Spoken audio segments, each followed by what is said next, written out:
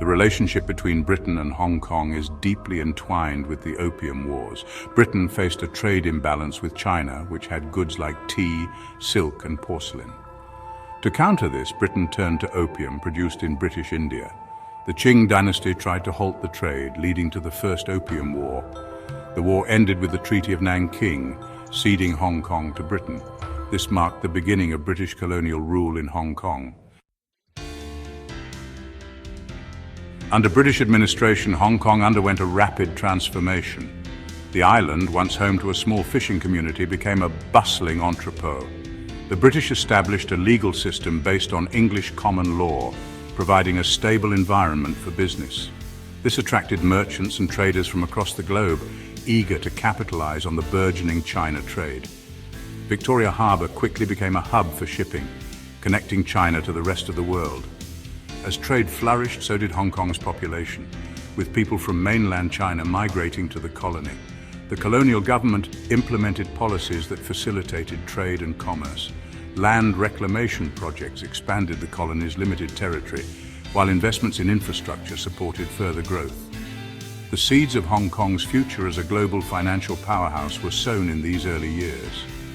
A blend of Chinese traditions and Western influences began to shape the colony's culture, language, and way of life.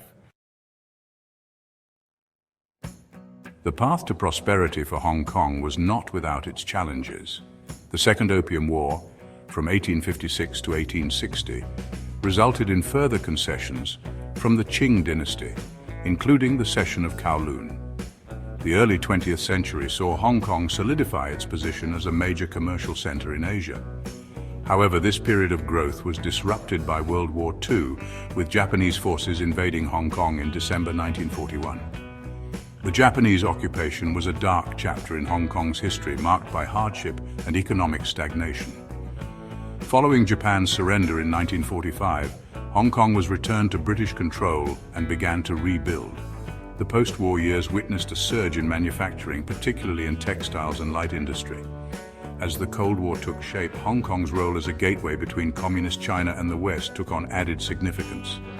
This period set the stage for Hong Kong's remarkable economic transformation in the latter half of the 20th century.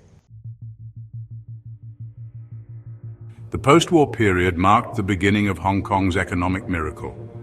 The 1950s saw the rise of manufacturing as entrepreneurs, many fleeing Communist China, set up factories producing everything from clothing and toys to electronics. This manufacturing boom, coupled with a laissez-faire economic policy, propelled Hong Kong's growth. By the 1970s, Hong Kong had transformed into one of the 4 Asian tigers. The city's economic success was built on hard work, adaptability, and a willingness to embrace global markets. Hong Kong also became a major financial center, with the Hong Kong dollar pegged to the US dollar, attracting foreign investment. The looming handover of Hong Kong to China in 1997 loomed large over this period of prosperity. In 1984, Britain and China signed the Sino-British Joint Declaration, setting the terms for Hong Kong's return to Chinese sovereignty under one country, two systems. This unique framework aimed to preserve Hong Kong's capitalist system, way of life, and freedoms for at least 50 years after the handover. The signing of the Joint Declaration ushered in a period of uncertainty and anxiety in Hong Kong. On July 1, 1997, the British flag was lowered over Hong Kong for the last time, marking the end of an era. The handover ceremony signified the end of British colonialism and the beginning of a new chapter for Hong Kong. The legacy of British rule in Hong Kong is complex and multifaceted. British administration brought significant economic development, transforming a small fishing village into a global financial powerhouse. The rule of law, established during the colonial period, provided a stable environment for business to thrive.